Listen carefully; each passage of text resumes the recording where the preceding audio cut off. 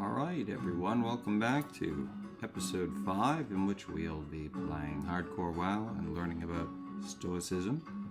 Today is more philosophical context on Stoicism. The transience of all things. Marcus Aurelius constantly reflects on the ephemeral nature of life and every event. Everything is born, changes, and vanishes quickly. Both pleasures and pains, glories and wealth are transient. Far from being depressing, this thought encourages It's true him about to the transients. relativize worldly concerns and focus on moral value. He often enumerates illustrious figures of the past, now long gone. Alexander the Great, Caesar, famous philosophers, to remind himself that, like them, we too will soon be dust and legend. He writes, "How quickly everything passes away. Fame and obscurity, pain and pleasure, wealth and poverty, these things occur equally among the good and the bad. Hence they are neither true goods nor evils." From this awareness of impermanence follows the exhortation not to become attached to external things. Alright, not we're to looking fear death. for Death, he says, is merely a natural event, Crystal a Kelp dissolution of elements that Frond, the sage accepts as part which of the I think we universal can order. get from the Murlocs. Constantly reminding himself of life's brevity encourages Marcus Aurelius to live every day as if it were his last, with moral intensity and without postponing the pursuit of good. Living in the present with rectitude, linked to the previous theme, further emphasizes the importance of focusing on the present, the only time we truly have to live it. The past is gone, and the future is uncertain. The present is in our hands. Make time each day to learn something good and stop wandering aimlessly, he writes, adding, "Even if you live 3,000 or 10,000 years, you are only ever losing the life that is happening now. Every action should be performed with care and dignity as an end in itself. Remember this, there is a proper measure and dignity to be observed in the execution of every act of life." Meditations, Book 2, 5. This means doing well Corpse of whatever one somebody, is doing, poor thing. now, as an act of absolute value. Marcus often reminds himself of his duty. For example, though he struggles to get out of bed in the morning, as we all do, he spurs himself on by saying, "I rise to perform the work of a man. I must go about fulfilling my task as a human being. Discipline and diligence in the present for him are the way to avoid wasting life." Acceptance of fate, amor fati. A quintessentially Stoic theme in the Meditations is the call to love one's fate. Marcus Aurelius was deeply convinced that the universe is governed by a providential reason. However, he also considered the possibility that perhaps everything happens by mere chance or mechanical necessity. In any case, he arrives at the same practical conclusion. Oh, If goodness. the world is governed by providence, then trust in providence and act in accordance with it. If it is mere chaos of atoms, at least Oh, act we did pretty good, virtuously guys. and live in this ephemeral world. In short, it does not matter whether there is a design or not. Marcus chooses to behave as though everything that happens is right and a part of his destiny, thereby turning each event into an opportunity to practice virtue. He exhorts, "Choose not to be harmed, and you will not feel harm," underscoring that it is our interpretation of events, not the events themselves. Choose not to feel harmed, and you won't feel harmed. That's some wisdom. This attitude of accepting fate is coupled with the idea of active collaboration. Let what is meant to happen, happen. I can draw inner advantage from it. This stance of amor fati is evident. For example, in the calm way he speaks of his own illnesses or potential failures, nothing can truly harm a man whose inner integrity is secured by reason. Kindness toward others and social role. Although frequently disappointed by people, Marcus Aurelius reiterates that man is by nature a social being and must love his fellow humans. Famous is his morning reminder. Meditations, Book 2, 1. "Today I will meet a meddler, an ungrateful, a pretentious, a deceitful, an envious, unsocial person. All these things have come upon them out of ignorance of what is good and evil." After listing these troublesome individuals, he concludes that no one can really harm them, for they cannot touch his moral integrity, and that he should not be angry with them, since we are made to work together, like the feet, the hands, and the eyelids. He continuously reminds himself to be gentle and patient. He warns that he would be like a foot striking against another foot, or like a hand clashing with the other, if he allowed hatred for his fellows to rule his heart. Even as emperor, he was careful not to abuse power or let pride turn him into a tyrant. Don't let the purple go to your head, in other words. Do not become intoxicated by the status of emperor. While you may never become a senator, an orator, or a philosopher to your own liking, you can still act as a good man. Justice and benevolence are virtues he repeatedly invokes. Whatever you do it with an eye toward the good of others. This altruistic impulse is rooted in the notion that all people share the same universal reason. Introspection and self-mastery. The meditations are a striking example of a continuous examination of conscience. Marcus Aurelius scrutinizes the movements of his own soul, confesses his weaknesses, for instance, his irritability toward those who annoy him, or his difficulty in rousing himself from pleasant dreams in the morning. See if they'll do Princess with us. To improve. He employs a powerful image of an inner Acropolis, a fortress within each of us that must remain impregnable against external assaults. He insists that the soul of a good man is something without walls. Nothing external can truly harm it unless it surrenders. He extols Stoic autarky, that is, the capacity to be self-sufficient. Need to get some more Stoic sayings. Find refuge within yourself, in the fundamental principles of your spirit. There you will find a spring of goodness that ever flows. This inner city is constructed from the values and principles that the sage cultivates. Justice, sincerity, self-mastery, etc. When the outside world becomes chaotic or hostile, Marcus retreats mentally into the sanctuary, to gain his calm and re-emerge with renewed strength. In modern terms, one might say he practices philosophical meditation, brief moments of awareness and centering on what truly matters, so as not to be overwhelmed by anxiety or anger. Let's avoid those Here, wolves. the direct influence of Epictetus and Stoic teaching is evident. The idea that our freedom depends on our thoughts.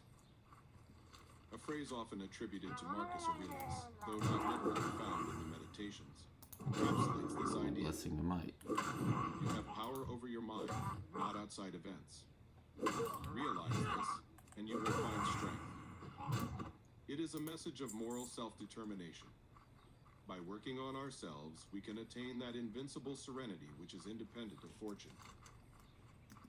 These themes, and others such as gratitude, Marcus thanks the gods, even in adversity, for the lessons it brings, the choice of a simple life far from luxuries, or the idea that the universe is our true homeland, interweave in the Meditations to create a rich mosaic of practical wisdom.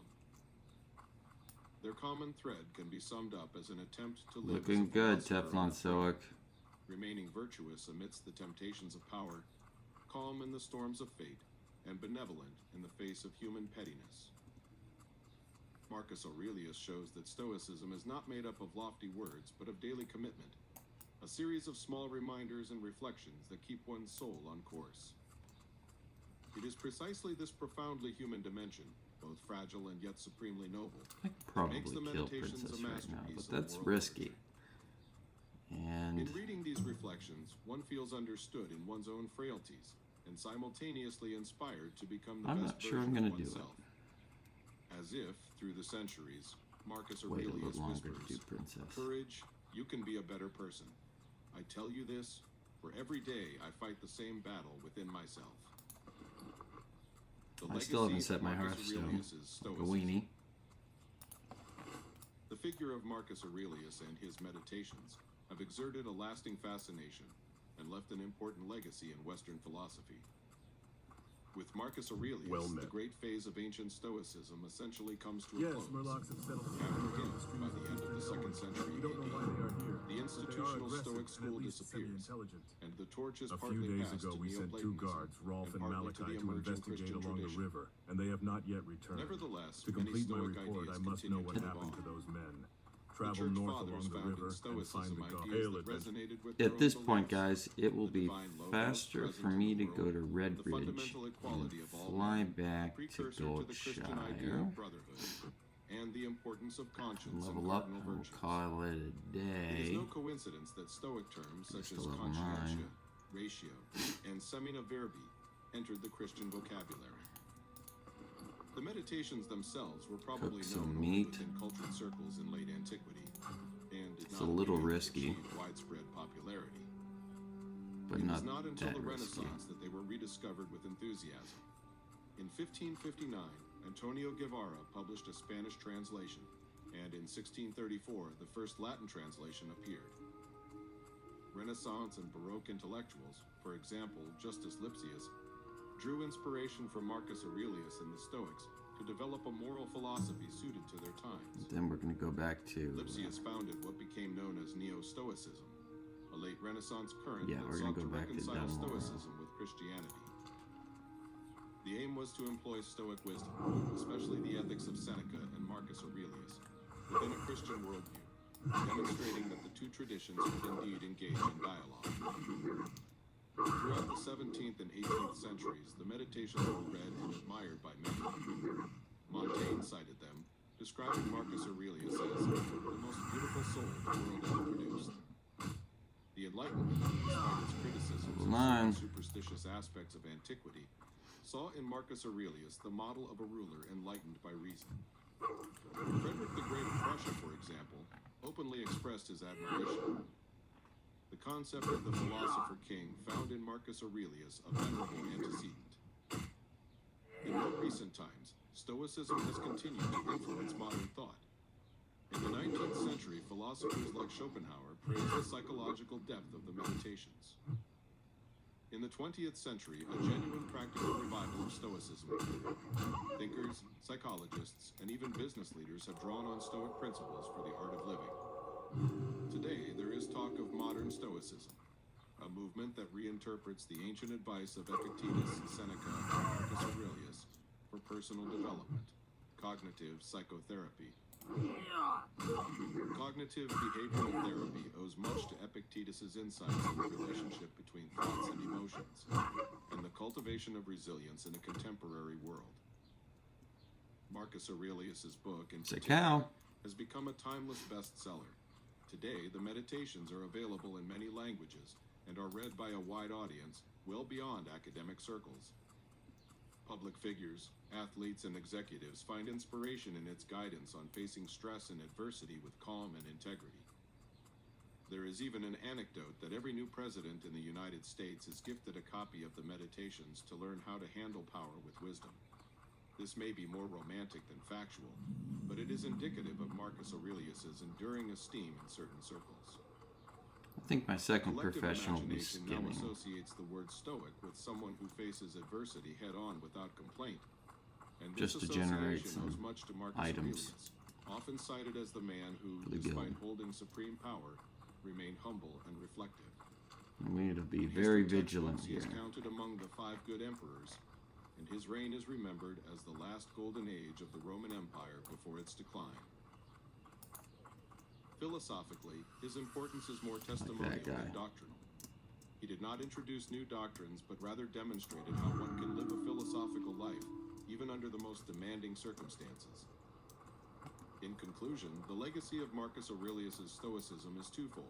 That was the one I was worried about. The end of the ancient There's some Stoic dragons over here that will On the other, he absolutely transmits destroy the me. spirit of Stoicism to future generations through his Gotta meditations. go over here. His message, that true strength lies in a virtuous soul, and that nothing can take away from a man what makes him human, Oh, there's one namely right his there. ability to think and act rightly, resonates as universally and timelessly relevant. Reading Marcus Aurelius today means confronting perennial questions and finding guidance that remains as applicable now as it was 2 millennia ago. We don't even know. We need to get Elmer's task. The 12 books of the Meditations. Where would you like to fly to? Step into the private world of a Roman emperor, wrestling not just with invading tribes and devastating plagues, Oh, but we're with level the 9. timeless questions of how to live a meaningful, virtuous life.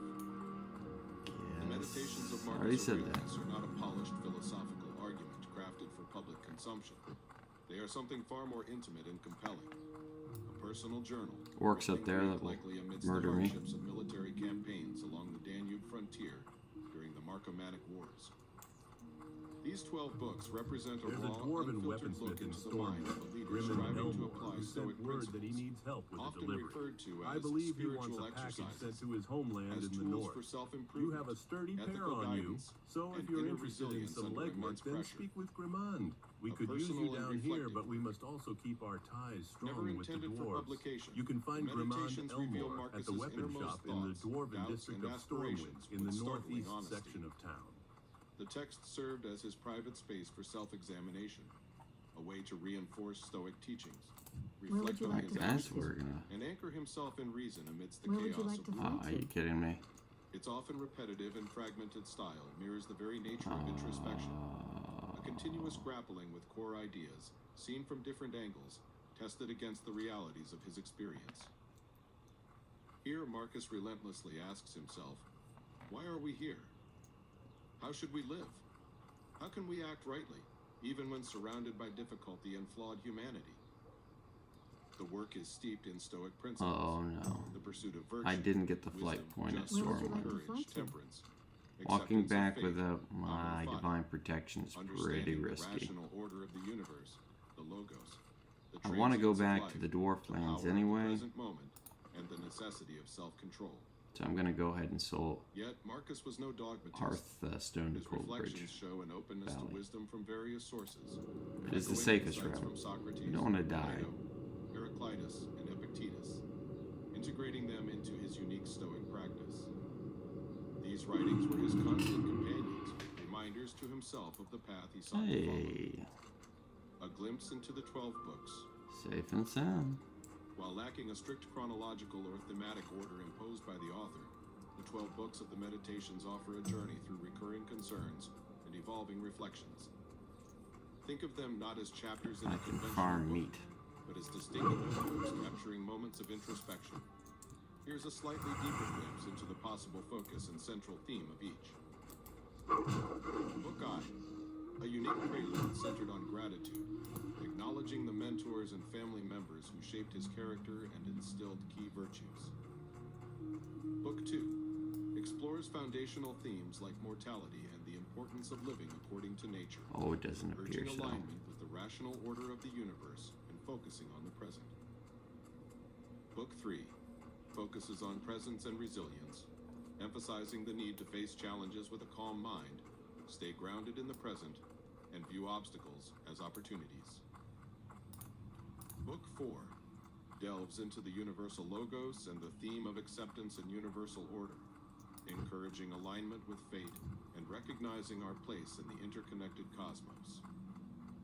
Book V, a powerful call to action centered on the discipline of duty, urging the reader to overcome inertia and embrace responsibilities as essential to a virtuous life. Book 5 turns outward to social interactions, exploring how to live harmoniously with others through justice, empathy, cooperation, and understanding human flaws.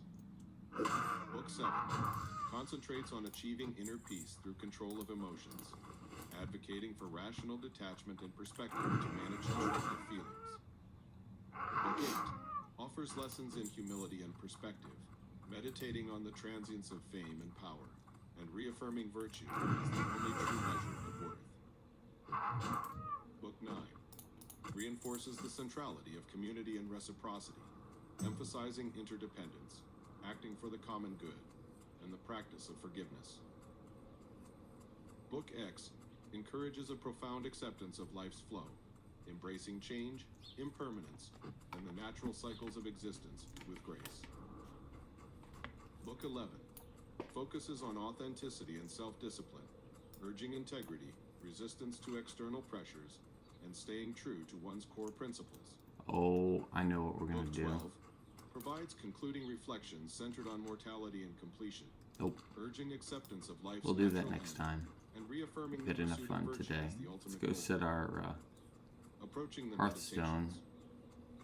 As you embark on reading at the Marcus inn Aurelius's personal reflections, in remember their nature. Caranos. This is not a book to be rushed through like a novel or a textbook. Feel free to dip in and out, perhaps reading a few passages each day that resonate with you. Ponder the ideas. Question those that challenge you. Use See, it, those as guys are Marcus still having likely fun. did, not just as a text to be read, but as a companion for your own journey of self-reflection and growth. The Emperor's private thoughts now become a public resource, inviting you to engage in the same essential work of understanding how to live well.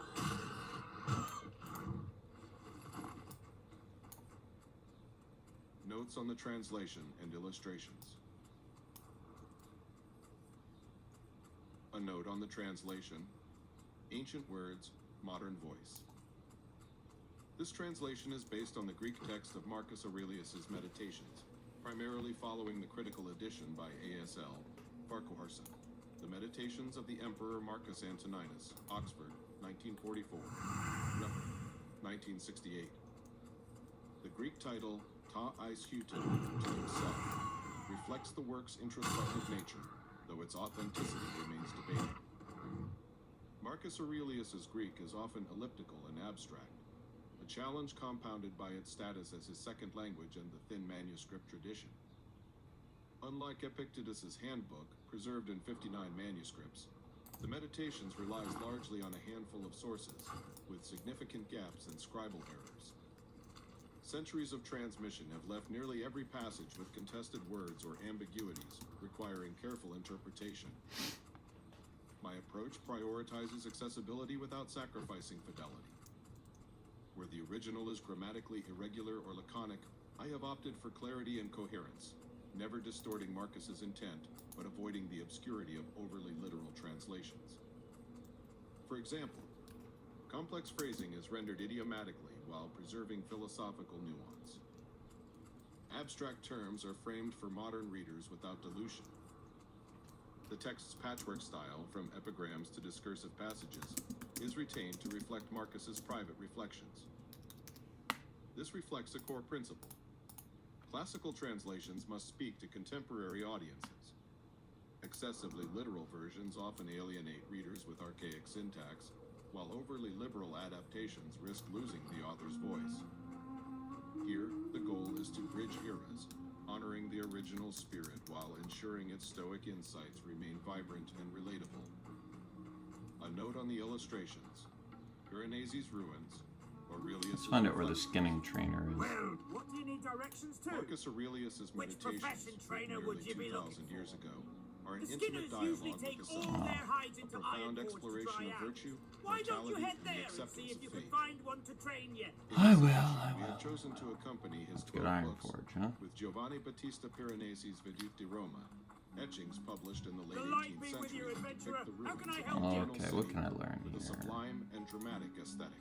Hammer of Justice, Why Piranesi? Parry and Purify. Those are Piranesi's some good etchings spells. reflect mere reproductions of Rome, but visual meditations on the grandeur of the We'll past. put Purify and up transience of here. human glory. You want to keep it away from Divine His dramatic Protection. There you go, chiaroscuro accidentally and click it. obsessive attention to detail. He unveils the Hammer layered of soul of the Justice. city, transforming every ruin Put into a on metaphor 5. for the human condition. Temples, arches, and tombs, captured in their fragmented majesty, evoke a world Marcus Aurelius once knew in its And, fullness, yet which time has relentlessly reshaped. This interplay between splendor and course, decay Parry mirrors is the central themes awesome. of the Meditations. The fleeting nature of life, the power of virtue amid chaos, and the serenity of accepting what lies beyond our control. Portrait of Giovanni Battista Piranesi by Pietro Labruschi, do a 1779. little cooking. Museum of Rome. Though Piranesi lived centuries after Marcus Aurelius, his work transcends time. And a little Created first in an age aid. when Enlightenment thinkers like Voltaire and Rousseau rediscovered Stoicism, the Vedute Bridge Ancient Rome, and 18th century philosophy. Each etching has been paired with one of the 12 books, not as a literal illustration, but as a visual echo of Stoic thought. As Marcus Aurelius writes, everything you see will soon perish. Those who witness this perishing will soon perish themselves. 4.32. Piranesi, by freezing these fragments of eternity, offers us a lens to see the world through Stoic eyes. A dialogue across time. The captions accompanying the etchings emphasize the bond between art Fill and your philosophy, tankard and pull up a chair. inviting readers to We've contemplate stories to Stoic tell and wisdom kegs to through empty. Piranesi's vision. Let's sell some of this stuff. The Colosseum's cracks, the Pantheon's dome, and the Epian Way's silent tombs are not just relics of history, they are mirrors reflecting timeless truths. Through this synergy of text and image, I don't we need hope that. to deepen your experience of the meditations, allowing Piranesi's evocative scenes to anchor abstract concepts and invite slower, more contemplative engagement with Marcus's profound thoughts. I May the don't decaying need these. grandeur I've of got Piranesi's those. Rome inspire you, as it did the Enlightenment's thinkers, to reflect on virtue, mortality, and the quiet strength of embracing life's impermanence.